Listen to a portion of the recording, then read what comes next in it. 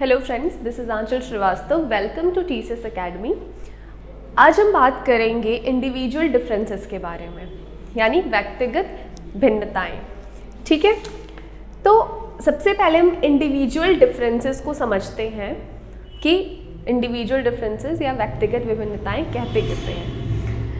हम जनरल वे में अगर समझने की कोशिश करें तो डेली वे में, जनरल वे में हम सभी एक दूसरे से डिफरेंट हैं, हम सभी एक दूसरे से डिफ़र करते हैं, अलग अलग हैं, कोई एक जैसा नहीं है।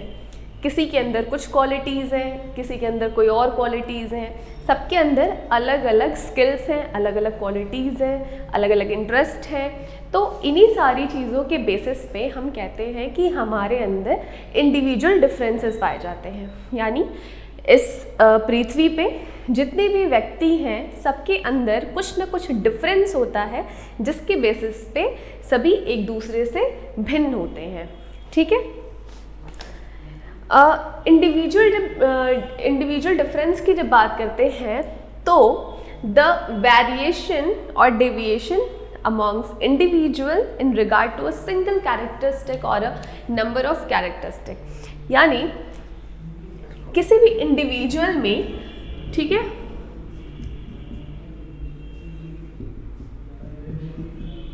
किसी भी इंडिविजुअल में जो अलग अलग नंबर ऑफ क्वालिटीज़ हैं, नंबर ऑफ स्किल्स हैं, इन सब में जो वेरिएशन पाया जाता है, मींस इसकी क्वालिटीज़, इसके स्किल्स कुछ और हैं, इनकी क्वालिटीज़, इनके स्किल्स कुछ और हैं, और इसके बेसिस पे हम कहते हैं कि इंडिविजुअल डिफरेंसेस हैं। ठीक है, ये हो गई इसकी डेफिनेशन कि इंडिविजुअल डिफरेंस होता क्या है।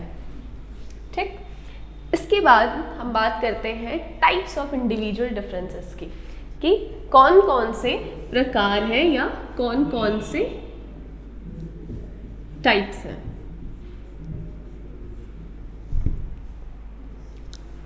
सबसे पहला टाइप जो है वो है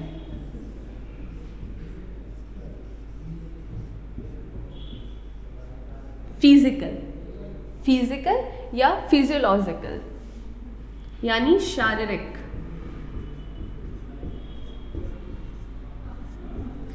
प्रत्येक व्यक्ति फिजिकल तौर पे यानी शारीरिक तौर पे एक दूसरे से अलग होता है। किसी की लंबाई ज़्यादा होती है, किसी की लंबाई कम होती है, कोई नाटा होता है, कोई मोटा होता है, ठीक है, कोई दुबला पतला होता है, किसी का कलर कॉम्प्लेक्शन अलग होता है, फेयर होता है, ब्लैक होता है। ठीक है, तो जो इंडिविजुअल डिफरेंसेस के जो टाइप्स बताए गए, पहला टाइप फिजिकल, कि हम किस तरीके से बॉडी के बेसिस पे, फिजिकल बेसिस पे हम दो लोग को या बहुत सारे लोगों को एक दूसरे से अलग करते हैं। ठीक है, उसके बाद आता है साइकोलॉजिकल,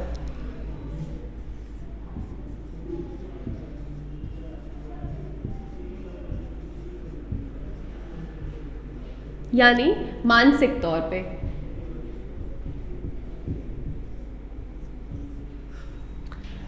हम किस प्रकार से दो लोगों के बीच में एक डिफरेंस क्रिएट करते हैं मानसिक तौर पे या मानसिक आधार पे, किस तरीके से करते हैं, ये भी इम्पॉर्टेंट है। फिजिकल के साथ साथ साइकोलॉजिकल जो क्वालिटीज़ हैं, एक साइकोलॉजिकल मेंटालिटीज़ या हमारे एटीट्यूड, एप्टीट्यूड, इंटरेस्ट, ठीक है, ये सारी चीज़, हमारी सोच क्या है, हमारा ओपिनियन क्या है, हमारा जजमेंट क्या है, ये सारी चीज़ें डिसाइड करती हैं कि दो व्यक्ति या दो से अधिक व्यक्ति किस प्रकार से एक दूसरे से अलग हैं या डिफरेंट हैं या डिफ़र कर रहे हैं। ठीक है, तो इंडिविजुअल डिफरेंसेस में दो टाइप्स हो गए।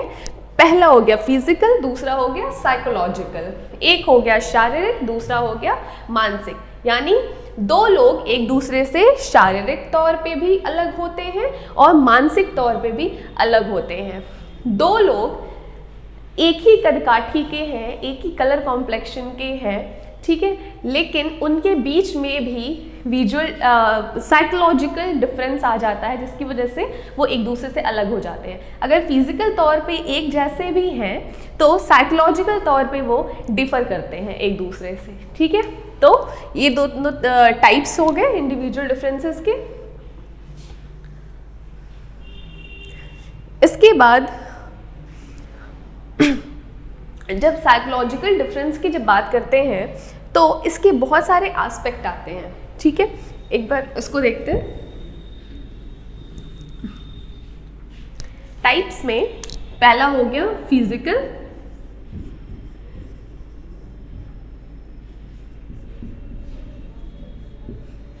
फिजिकल यानी शारीरिक तौर पे कौन कौन सी चीजें इंपॉर्टेंट होती हैं, हमारा बॉडी स्ट्रक्चर, हमारा जो कलर कॉम्प्लेक्शन है, ठीक है। ये सारी चीजें मीन्स शरीर के तौर पे, बॉडी के तौर पे जो भी अलग है एक दूसरे से, हाइट, लेंथ, कुछ भी,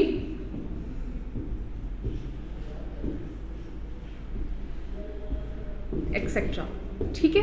ये सारी चीजें तय करती हैं कि दो व्यक्ति किस प्रकार से एक दूसरे से अलग हैं। इसके बाद हम बात करते हैं साइकोलॉजिकल की।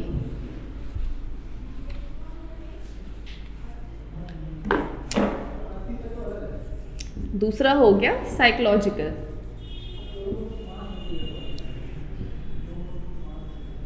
यानी मानसिक तौर पे, मानसिक तौर पे दो या दो से अधिक लोग किस प्रकार से एक दूसरे से अलग हैं, ये हम इसमें देखेंगे।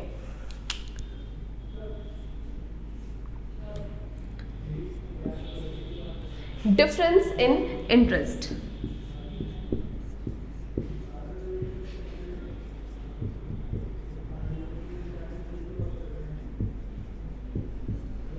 यानी इंटरेस्ट,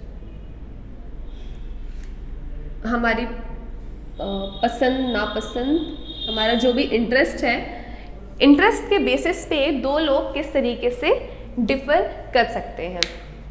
कहा जाता है कि जो इंटरेस्ट होता है वो टीचिंग लर्निंग प्रोसेस का होल मैकेनिज्म डिसाइड करता है, यानी एक तरीके से होल मशीनरी होती है हमारा इंटरेस्ट। जब तक किसी भी व्यक्ति का किसी काम में या किसी भी चीज़ में, किसी भी क्षेत्र में इंटरेस्ट नहीं होता है, तब तक वहाँ लर्निंग और टीचिंग जो प्रोसेस है वो कहीं ना कहीं रिजल्ट हो जाती है, ठीक है। और जब इंडिविजुअल डिफरेंसेस के पर्सपेक्टिव में जब हम डिफरेंस इन इंटरेस्ट की बात करते हैं तो हर व्यक्ति का अलग अलग क्षेत्र में इंटरेस्ट होता है, अलग अलग चीज़ों को लेकर के इंटरेस्ट होता है। कोई ज़रूरी नहीं है कि सभी का इंटरेस्ट किसी पर्टिकुलर एक ही चीज़ पे हो या किसी पर्टिकुलर एक ही फील्ड पे हो, ठीक है। तो सभी व्यक्ति की पसंद और नापसंद जो है, जो चॉइस है, वो अलग अलग होती है। तो इस बेसिस पे भी दो या दो से अधिक लोग एक दूसरे से डिफर करते हैं, ठीक है। उसके बाद है डिफरेंस इन एटीट्यूड्स,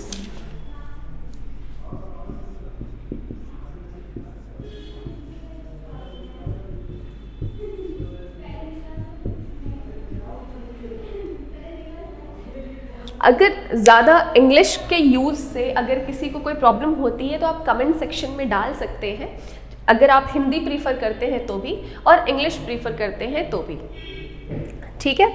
उसके बाद जब दूसरे पर्सपेक्टिव की बात करते हैं तो ये है डिफरेंस इन एटीट्यूड्स।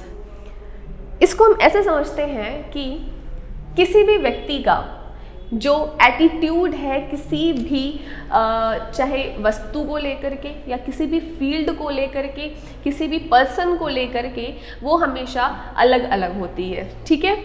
और ये एटीट्यूड किसी भी चीज़ को लेकर के जो हमारा एटीट्यूड है वही डिसाइड करता है कि उस पर्सन या उस वस्तु या किसी भी चीज़ को लेकर के हमारा बिहेवियर कैसा होगा, यानी एटीट्यूड डिसाइड करती है कि बिहेवियर किस तरीके से होगा। पॉजिटिव एटीट्यूड है अगर किसी भी पर्सन, प्लेस और थिंग को लेकर के, तो बिहेवियर भी वो पॉजिटिव ही होगा। लेकिन अगर किसी भी प्लेस, पर्सन और थिंग को लेकर के हमारा जो एटीट्यूड है वो नेगेटिव है तो हमारा जो बिहेवियर होगा वो भी नेगेटिव ही शो करेगा, ठीक है। एटीट्यूड को एक एग्जाम्पल से ऐसे समझते हैं कि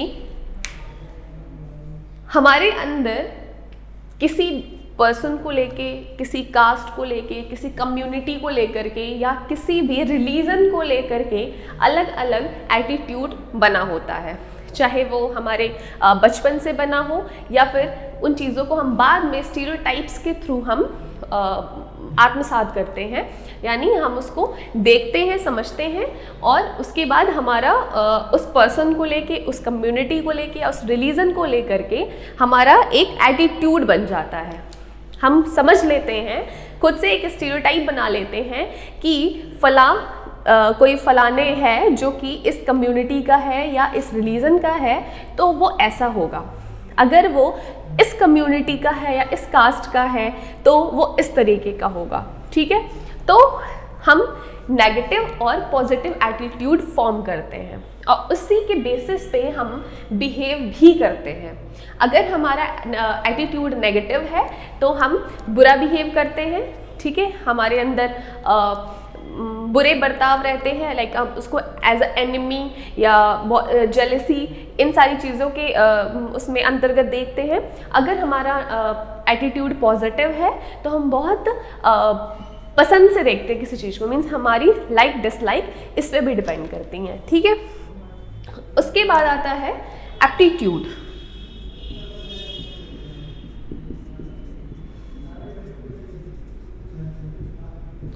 डिफरेंस इन एप्टीट्यूड।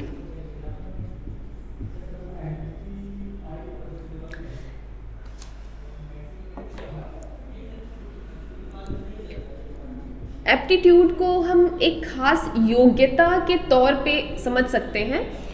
जब हम एप्टीट्यूड की बात करते हैं तो किसी फील्ड में हम कुछ अचीव करने के लिए जो हम एक स्पेशल स्किल रखते हैं अपने पास, या जो हमारी योग्यता होती है किसी पर्टिकुलर क्षेत्र में कुछ पाने की, कुछ अचीव करने की, ठीक है, तो हमारी जो कैपेबिलिटी होती है वो एप्टीट्यूड में आता है। मीन्स एक प्रकार की खास योग्यता जो किसी भी चीज़ को सीखने में या किस सक्सेस को पाने में या कुछ अचीव करने में मदद करता है। जैसे कि म्यूजिक, डांस, साइंटिफिक या कुछ साइंस कह सकते हैं, ठीक है। तो इन खास एरिया में, खास क्षेत्र में कुछ अचीव करने के लिए जो भी हमारी स्पेशल एबिलिटीज़ होती हैं। अब जब म्यूज़िक की बात करें तो म्यूज़िक के क्षेत्र में वही जाएगा जिसके पास उस म्यूज़िक को लेकर के खास नॉलेज हो, उसे गाना आता हो और उसमें उसकी स्पेशल एबिलिटी हो जिसको वो शो कर सके म्यूज़िक के एरिया में, ठीक है। डांस में भी वही जाएगा जो जिसे डांस करना आता हो। साइंटिफिक एरिया में या साइंटिस्ट वही बनेगा जिसे साइंस की नॉलेज हो, ठीक है। तो ये हो गया डिफरेंस इन एटीट्यूड्स। तो इंडिविजुअल डिफरेंसेस इस पे भी बेस्ड होते हैं। किसी को म्यूज़िक पसंद है, किसी को डांस पसंद है, किसी को पढ़ाई पसंद है, किसी को साइंस पसंद है, ठीक है। तो इस बेसिस पे भी इंडिविजुअल डिफरेंसेस होते हैं। एक क्लास में अगर 10 बच्चे हैं तो उन 10 बच्चों में सबके अंदर अलग अलग एबिलिटीज़ होती हैं। यहाँ पे ही देख सकते हैं कि किसी भी क्लासरूम में इंडिविजुअल डिफरेंसेस पाए जाते हैं। एक बच्चे के अंदर किसी अदर चीज़ को लेकर के पैशन है तो दूसरे के अंदर किसी दूसरी चीज़ को लेकर के पैशन है। इंटरेस्ट अलग अलग हो गए, एप्टीट्यूड अलग अलग हो गए, एटीट्यूड अलग अलग हो गया और फिर बिहेवियर भी उसी के बेसिस पे होता है। यानी अगर किसी बच्चे का खास इंटरेस्ट है साइंस में तो वो वेट करता है कि साइंस कंपटीशन हो या एग्जीबिशन हो तो वहाँ पे वो पार्टिसिपेट कर सके। यानी उसका इंटरेस्ट, उसका एटीट्यूड ही उसको उसमें साइंस एग्जीबिशन में पार्ट करने के लिए जो बिहेवियर है उसको प्रेरित करता है, ठीक है। उसके बाद आते हैं डिफरेंसेस इन वैल्यूज।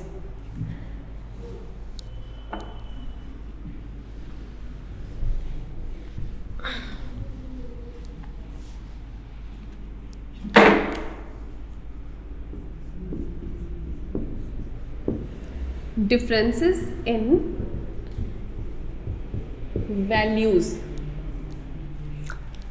हमारी जो हम वैल्यू जो निर्धारित करते हैं किसी भी पर्सन को लेके या किसी भी चीज़ को लेकर के, ठीक है, हमारी किसी चीज़ को देखने का नज़रिया क्या है, उसका उस चीज़ का हमारे लिए महत्व कितना है, वो चीज़ हमारे लिए कितना वैल्यू रखती है, ये भी इंडिविजुअल डिफरेंस पैदा करता है। यानी हो सकता है कि किसी के लिए एक मर्सिडीज़ वैल्यू रखती हो और किसी के लिए एक साइकिल या मोटरसाइकिल ही ज़्यादा वैल्यू रखती हो, ठीक है। तो यहाँ पे इंडिविजुअल डिफरेंस क्रिएट होते हैं। कोई ज़रूरी नहीं है कि सभी को मर्सिडीज़ ही चाहिए। एक बंदा है वो अपने स्टेटस के हिसाब से मर्सिडीज़ को ज़्यादा वैल्यू देता है और दूसरा बंदा है वो अपने स्टेटस के हिसाब से एक टू व्हीलर को ज़्यादा वैल्यू देता है, ठीक है। तो हमारे वैल्यूज़ क्या हैं, हमारे मूल्य क्या हैं, या कोई भी चीज़ हमारे लिए क्या वैल्यू रखती है, ये चीज़ें भी डिसाइड करती हैं कि हम इंडिविजुअली एक दूसरे से कितना डिफ़र करते हैं, ठीक है।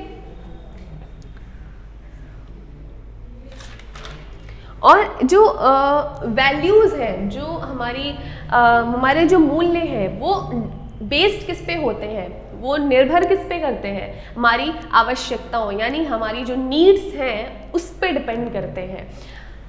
जैसे एक को मर्सिडीज़ चाहिए, उसकी नीड वो है, एक को टू व्हीलर चाहिए क्योंकि अभी उसके लिए उतना ही काफ़ी है और उसकी नीड एक टू व्हीलर या मोटरसाइकिल की ही है, ठीक है। तो डिफरेंसेस इन वैल्यूज़ हो गए जो कि इंडिविजुअल डिफरेंस क्रिएट करते हैं और एक दूसरे से व्यक्तियों को एक दूसरे से डिफर करते हैं, अलग अलग करते हैं, ठीक है। उसके बाद आते हैं डिफरेंस इन एस्पिरेशन लेवल।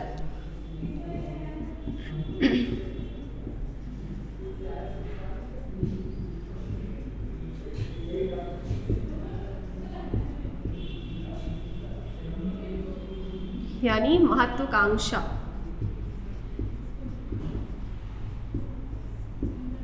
तो डिफरेंसेस इन एस्पिरेशन लेवल यानी किसी भी पर्सन की महत्वाकांक्षा कितनी है, किसी चीज़ को पाने की वो कितनी कोशिश कर सकता है या कितनी कोशिश करता है, ठीक है, ये भी डिसाइड करता है कि इंडिविजुअली लोग कितना एक दूसरे से डिफर करते हैं, ठीक है।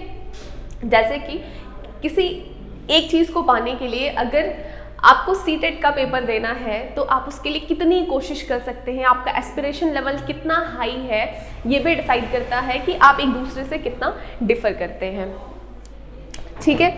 उसके बाद आता है डिफरेंसेस इन सेल्फ कॉन्सेप्ट।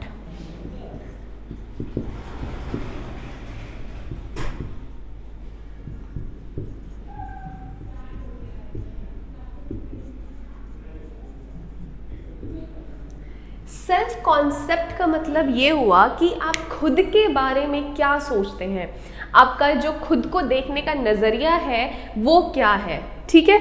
स्व को देखने का जो नज़रिया है, हम अपने बारे में जो कुछ भी सोचते हैं, जो ओपिनियन रखते हैं, वही हमारा सेल्फ कॉन्सेप्ट है। यानी हम अपने आप को किस जगह पे देखते हैं, हम क्या सोचते हैं कि हम क्या कर सकते हैं और क्या नहीं कर सकते हैं, हम अपनी एस्पिरेशन या हम अपना इंटरेस्ट या हमारी जो कैपेबिलिटी है, हमारे जो स्किल्स हैं, इन सारी चीज़ों को लेकर के हम क्या सोचते हैं, ये सारी चीज़ें आती हैं सेल्फ कॉन्सेप्ट के अंदर। मीन्स हमारा खुद को लेके क्या कॉन्सेप्ट है, ये है सेल्फ कॉन्सेप्ट, ठीक है।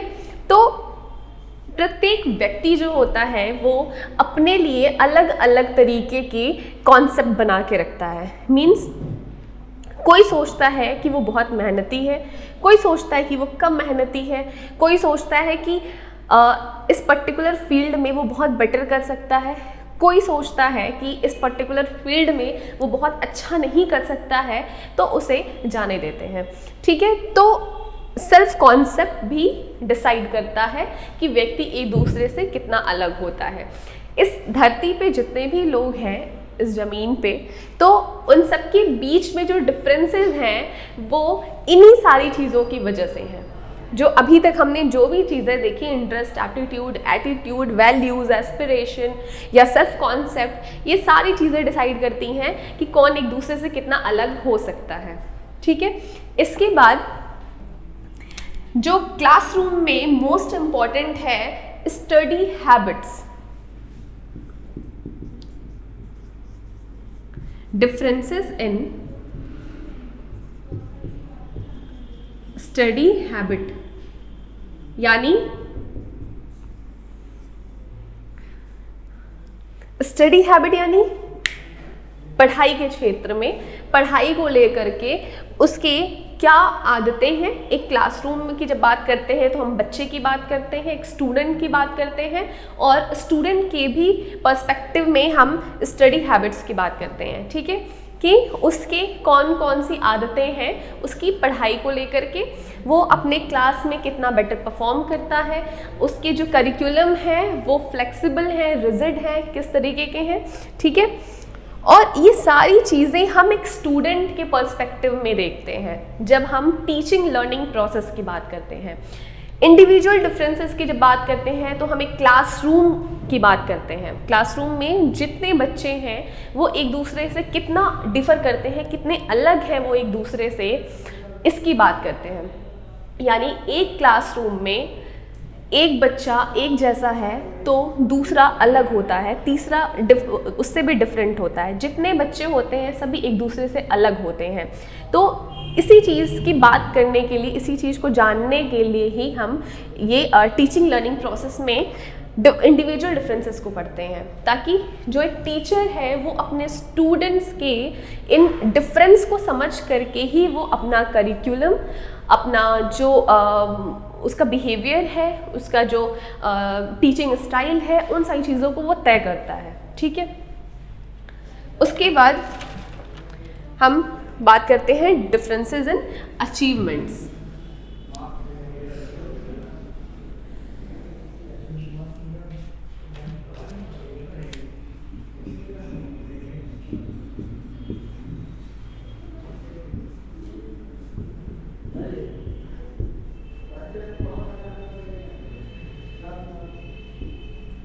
डिफरेंसेस इन अचीवमेंट्स यानी सभी को अलग अलग चीज़ें चाहिए, किसी को सिर्फ एक ही चीज़ नहीं चाहिए। इसी वजह से हम कहते हैं कि जितने लोग होते हैं सबकी पसंद नापसंद अलग अलग होती हैं। किसी को मर्सिडीज़ चाहिए तो किसी को ऑडी चाहिए, किसी को BMW चाहिए, किसी को कुछ चाहिए। ठीक है, तो हमारे जो अचीवमेंट्स होते हैं या कुछ अचीव करने की जो हमारी चाह होती है वो अलग अलग होती है। ठीक है,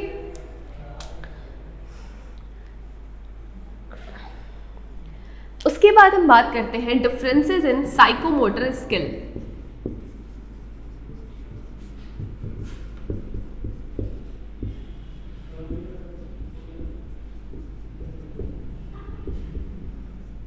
साइकोमोटर स्किल्स की जब बात करते हैं तो हम सीधा अपने बचपन पे आते हैं। साइकोमोटर स्किल्स में जो भी हमारी फाइन मोटर स्किल या ग्रॉस मोटर स्किल बचपन से ही जो होती हैं, जैसे कि अगर बचपन में ही एक बच्चा बहुत एक्टिव है, उसकी जो मोटर एक्टिविटी है यानी किसी काम, उसके हाथ पैर की जो एक्टिविटी है, उसकी चाहे पकड़ हो, चाहे उसका बॉडी पोस्चर हो, उसकी जो मोटर एक्टिविटी जितनी फाइन होती हैं, जितनी अच्छी होती हैं, वो उसका जंपिंग, ठीक है, उसकी क्लाइंबिंग यानी वो किस तरीके से उछल रहा है, उसका बैलेंस कैसा है, ये सारी चीज़ें भी डिसाइड करती हैं कि फ्यूचर में उसके जो इंडिविजुअल डिफरेंसेस हैं वो किस तरीके के होंगे। कोई ज़रूरी नहीं होता है कि बचपन में सारे बच्चों की साइकोमोटर स्किल एक जैसी हो। कोई ज़रूरी नहीं है कि बचपन में बच्चा जो एक एज के लिए जो निर्धारित सीमा है, जो निर्धारित क्राइटेरिया है कि 2 साल तक बच्चा बोलना सीख जाता है या चलना सीख जाता है, कोई ज़रूरी नहीं है कि सारे बच्चे उन 2 साल में ही चलना और बोलना ये सारी स्किल सीख जाएं। ठीक है, तो चाइल्डहुड जो होता है, चाइल्डहुड के जो क्रिटिकल पीरियड्स होते हैं, जहाँ क्रिटिकल पीरियड्स यानी कि इस एज में बच्चा ये चीज़ें सीख जाता है, ठीक है। जो एक निर्धारित सीमा रखी गई है, जो तय किया गया है, उसके वही हमारे क्रिटिकल पीरियड्स होते हैं, ठीक है। तो कोई ज़रूरी नहीं कि सारे बच्चे उस क्रिटिकल पीरियड्स को क्रॉस कर पाए हों या उसी सीमा में, उसी आयु सीमा में जो निर्धारित की गई है उसी में वो सारे स्किल्स को सीख पाए हों। हो सकता है कोई बच्चा 2 साल के बाद बोलना सीखा हो, या हो सकता है कोई बच्चा 2 साल के बाद चलना सीखा हो, दौड़ना और भी लेट सीखा हो। तो उसके जो चाइल्डहुड एक्सपीरियंसेस जो रहे हैं या ये साइकोमोटर स्किल्स जो रही हैं, वो भी डिसाइड करती हैं कि फ्यूचर में बच्चे का ये दिमाग यानी कि उसका इंटेलिजेंस, उसकी क्रिएटिविटी, ये सारी चीज़ें किस तरीके से होंगी, जो कि ये डिसाइड करती हैं कि इंडिविजुअल डिफरेंसेस कैसे होंगे, ठीक है। तो एक क्लासरूम में सारे बच्चों की साइकोमोटर स्किल्स एक जैसी हो सकती हैं या नहीं भी हो सकती हैं। हो सकता है कि बच्चा अपने बचपन में उसका एक्सपीरियंस उतना अच्छा ना रहा हो मोटर स्किल्स को लेकर के, ठीक है।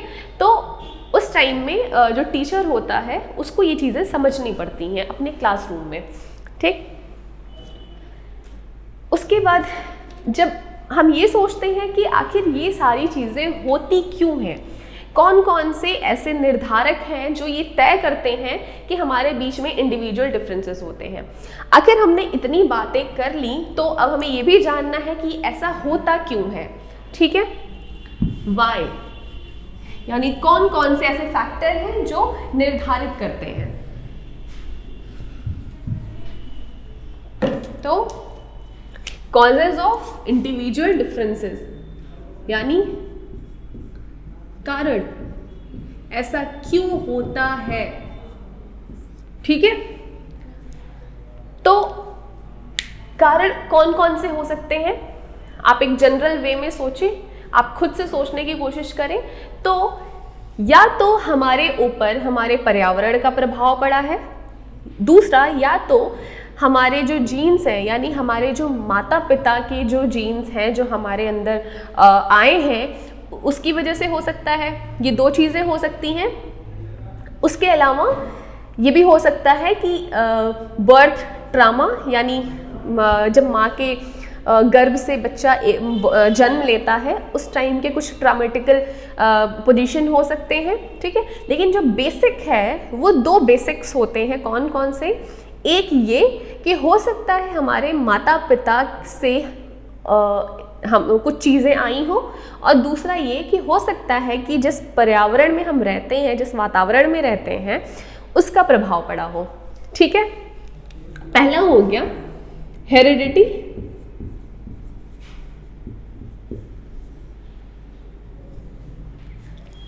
यानी जो हमारे माता पिता से हमें जो चीज़ें मिली हैं, यानी आनुवांशिक।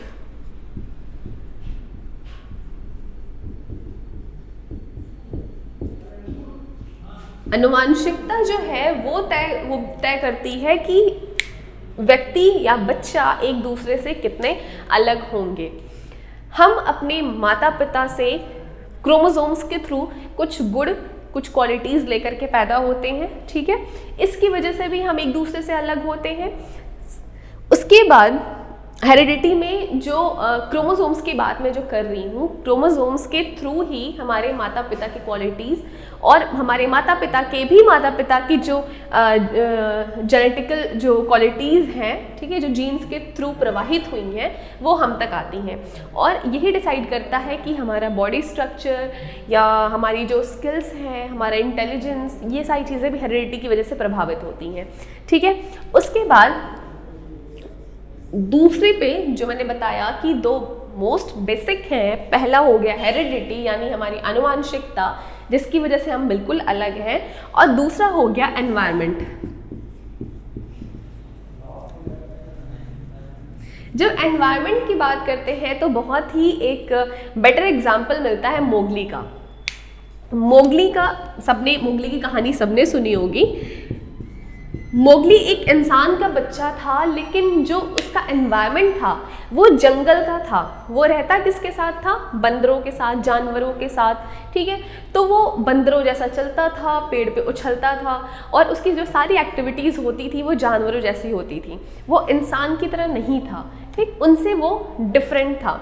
तो एक मोगली का एग्जाम्पल एनवायरनमेंट को लेकर के बहुत ही अच्छा एग्जाम्पल होता है कि इंसान का बच्चा होते हुए भी वो इंसान से कितना अलग था, क्योंकि उसका जो एनवायरनमेंट था वो बिल्कुल अलग था।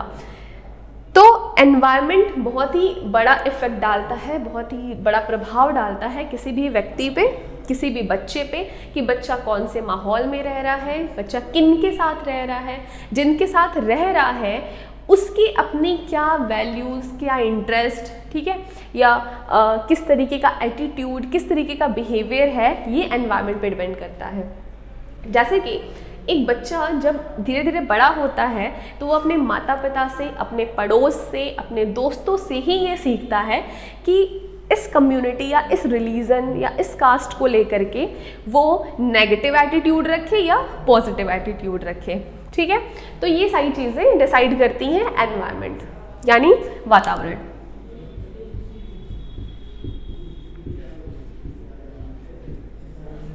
ठीक है, तो समझ में आ गया कि इंडिविजुअल डिफरेंसेस क्यों होते हैं, क्योंकि एक तो हेरिडिटी हो गई, हमारी आनुवांशिकता, और दूसरी हो गई एनवायरनमेंट, यानी हमारा जो वातावरण है, ठीक।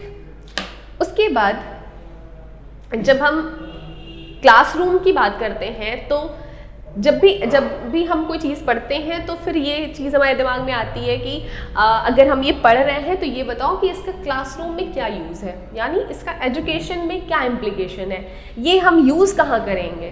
तो अब मैं वो बताती हूँ कि इसका यूज़ आपको करना कहाँ है।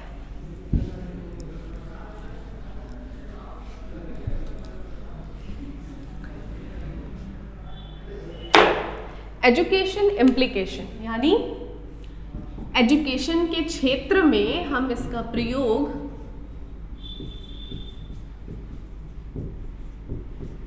एजुकेशन यानी शिक्षा के क्षेत्र में इसका प्रयोग हम किस तरीके से करेंगे,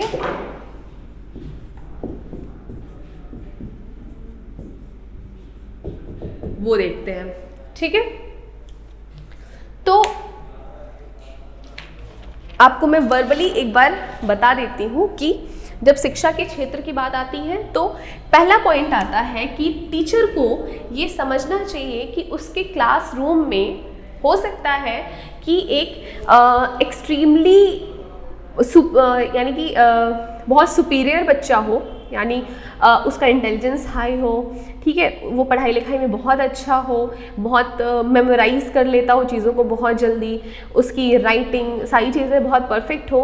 और वहीं ये भी हो सकता है कि एक एक्सट्रीमली डल बच्चा भी उस क्लासरूम में हो, जिसको कोई चीज़ सीखने में, समझने में थोड़ी कठिनाई महसूस होती हो। तो ये टीचर, ये शिक्षा के क्षेत्र में अध्यापक जो होता है वो हमेशा इस बात का ध्यान रखता है कि वो जो कुछ भी पढ़ा रहा है, जो कुछ भी कन्वे करने की कोशिश कर रहा है, वो इक्वली सारे बच्चों को समझ में आ रहा है या नहीं आ रहा है, ठीक है। तो पॉसिबिलिटी होती है कि क्लास में एक हाई इंटेलिजेंस वाला भी बच्चा हो सकता है, एक मॉडरेट का भी हो सकता है, एक लेट यानी एक माइल्ड भी हो सकता है, ठीक है। उसके बाद दूसरी चीज़ ये होती है कि जो अध्यापक है उसको हमेशा ये कोशिश करनी चाहिए कि बच्चे का जो पोटेंशियल है, जो भी उसकी योग्यता है, उसका एक बेटर यूटिलाइजेशन हो सके, यानी उसकी वो बच्चे के पोटेंशियल का, योग्यता का उपयोग सही क्षेत्र में कर सके, ठीक है। उसके बाद तीसरी चीज़ है, पहली चीज़ मैंने क्या बताई थी कि हो सकता है कि बहुत सुपीरियर हो या हो सकता है कि एक्सट्रीमली डल हो। तो पॉसिबिलिटी होती है, पॉसिबिलिटी ऑफ बोथ, ठीक है, मीन्स दोनों चीज़ की पॉसिबिलिटी हो सकती है कि हो सकता है कि बहुत हाई इंटेलिजेंस का हो, या हो सकता है कि माइल्ड हो, कुछ डिसेबिलिटीज़ हो, यानी उसके अंदर कुछ ऐसे विकार हो जिनकी वजह से वो सही तरीके से सही चीज़ों को गेन ना कर पाए और जो टीचर उसे जो मैसेज करने की कोशिश कर रहा है वो उसको अच्छे से रिटेन ना कर पाए। ठीक है, उसके बाद जब तीसरे पॉइंट की बात करते हैं तो रॉन्ग टू एक्सपेक्ट, यानी बच्चे से उम्मीद करना वो अध्यापक को नहीं करना चाहिए, यानी रॉन्ग टू एक्सपेक्ट। अध्यापक को अपने क्लासरूम में ये उम्मीद नहीं करनी चाहिए कि सारे बच्चे इक्वली किसी चीज़ को समझ पाएँ, इक्वली किसी चीज़ को रिकॉल कर पाएँ, ठीक है, या इक्वली वो किसी क्वेश्चन का आंसर दे पाएँ, या इन्फॉर्मेशन को, जो भी सूचना जो संचारित हो रही है उसको वो आत्मसात कर पाएँ।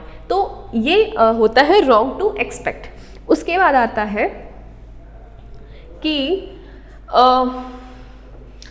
इंडिविजुअल डिफरेंसेस होने के वजह से, या जो भी इंडिविजुअल डिफरेंसेस बच्चों में पाए जाते हैं, तो वहाँ पे जो स्कूल का रोल है, ये तो हमने बात कर ली शिक्षा के क्षेत्र में एक अध्यापक का क्या रोल है, इसकी बात कर ली। अब इसके बाद कि एक स्कूल का क्या रोल होता है हम उसकी बात करेंगे। ठीक है,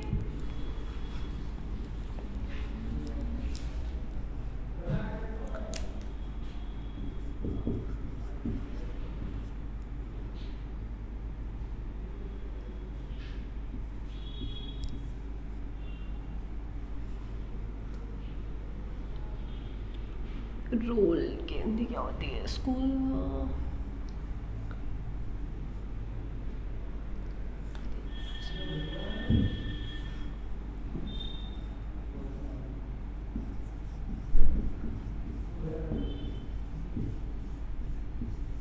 रोल ऑफ स्कूल्स, ठीक है, कि हमने बात कर ली कि शिक्षा के क्षेत्र में यानी अध्यापक का इंडिविजुअल डिफरेंसेस को लेकर के क्या उसमें एक रोल होता है। अब इसके बाद हमने बात की कि रोल ऑफ स्कूल्स क्या क्या होते हैं। ठीक है, तो पहला है proper knowledge of individual potentialities, यानी कि जो भी अलग अलग टेस्ट मनोवैज्ञानिकों ने जो भी अलग अलग टेस्ट प्रोवाइड की हैं स्कूल्स में या कॉलेज में, तो उसके बेसिस पे हम ये डिसाइड करते हैं कि इस बच्चे की पोटेंशियलिटी किस चीज़ में है, यानी किस बच्चे का पोटेंशियल कैसा है और किस एरिया में है, उस बच्चे का इंटरेस्ट क्या है, उसकी इंटेलिजेंस क्या है, या उसका पर्टिकुलर एरिया में एटीट्यूड, उसके वैल्यूज़, ये सारी चीज़ों को लेके जो भी टेस्ट बनाए गए हैं उसके बेसिस पे ये डिसाइड करना कि एक प्रॉपर नॉलेज रखना अपने बच्चों का कि किस बच्चे का इंटरेस्ट किस एरिया में है, किस बच्चे का इंटेलिजेंस किस लेवल का है, और उसके हिसाब से ही उनको अपने करिकुलम डिसाइड करना। ठीक है, उसके बाद आता है पाठ्यक्रम, कि जब टेस्ट के बेसिस पे हम स्कूल ये समझ गया कि हाँ उनके बच्चों में किस प्रकार का पोटेंशियल है, कितने हैं जो कुछ विकृति वाले हैं, कितने सामान्य हैं यानी एवरेज हैं, और कितने हाई लेवल के हैं, उसके बेसिस पे वो अपना अब पाठ्यक्रम बनाता है। और पाठ्यक्रम क्या होना चाहिए? फ्लेक्सिबल होना चाहिए। पाठ्यक्रम को हमेशा फ्लेक्सिबल होना चाहिए, रिजिड नहीं होना चाहिए। यानी बच्चों के हिसाब से बच्चे अगर समझ पा रहे हैं तो ठीक है, नहीं समझ पा रहे हैं तो करिकुलम को इतना फ्लेक्सिबल यानी पाठ्यक्रम को इतना फ्लेक्सिबल होना चाहिए कि वो थोड़ा और समय लेकर के बच्चों को सही तरीके से समझा सकें और सही तरीके से उन्हें चीज़ों को मेमोराइज करा सकें। ठीक है, उसके बाद तीसरा है कि बच्चों की एबिलिटी के बेसिस पे उनकी ग्रुपिंग करना, यानी जब अध्यापक अपने क्लास में जब पढ़ा रहा होता है तो वहाँ पे अलग अलग इंटेलिजेंस और अलग अलग क्षमता वाले जो बच्चे हैं, ठीक है, जिनकी अलग अलग क्षमता है, कैपेसिटीज़ है, तो उनके हिसाब से उनकी ग्रुपिंग करना, ताकि जो ज़्यादा इंटेलिजेंट बच्चे हैं उनकी भी जो समझने या किसी चीज़ को करने की जो महत्वाकांक्षा है उस पर कोई प्रभाव ना पड़े, तो एबिलिटी के हिसाब से उनकी ग्रुपिंग करके उन चीज़ों को अच्छे से समझाना। जैसे कि एक अध्यापक क्लास के बाद भी अपने बच्चों को जो जिन्हें वो चीज़ें नहीं समझ में आई हैं जो वो कन्वे करना चाहता था, उनको एक साथ बैठा करके उसको कायदे से समझाया जा सकता है। ठीक है, उसके बाद ये मेथड ऑफ टीचिंग क्या है ये भी डिसाइड करता है कि बच्चा क्लास में कितना बेटर कर सकता है। यानी जो अध्यापक जिस तरीके से पढ़ा रहा है उसकी जो टीचिंग स्टाइल है वो भी बच्चों पे कहीं ना कहीं बहुत ही ज़्यादा प्रभाव डालती है। तो इंडिविजुअल डिफरेंसेस के बेसिस पे स्कूल ये तय करता है कि अध्यापक की जो पढ़ाने का तौर तरीका है वो किस तरीके से होना चाहिए। ठीक है, तो हमने देख लिया इंडिविजुअल डिफरेंसेस को, इंडिविजुअल डिफरेंसेस के टाइप्स हमने पढ़े। ठीक है, उसके बाद हमने उनके जो कॉजेज़ थे कि कौन कौन से ऐसे कारण हैं जिसकी वजह से ये इंडिविजुअल डिफरेंसेस होते हैं। उसके बाद शिक्षा के क्षेत्र में क्या हो सकता है, एक अध्यापक अपने क्लासरूम में कैसा एनवायरनमेंट बना के रख सकता है। उसके बाद स्कूल का क्या रोल है, वो किस तरीके से अपने स्कूल का जो एनवायरनमेंट है उसको बहुत ही बेहतरीन बना सकता है। ये सारी चीज़ें हम लोगों ने देख ली। अब ठीक है, इसके आगे का जो भी पोर्शन है आप टीसीएस एकेडमी के साथ आप बने रहिए, अपडेट होते रहिए, आपको मैक्सिमम क्लासेस इस पे मिल जाएंगी। और thank you so much, thanks.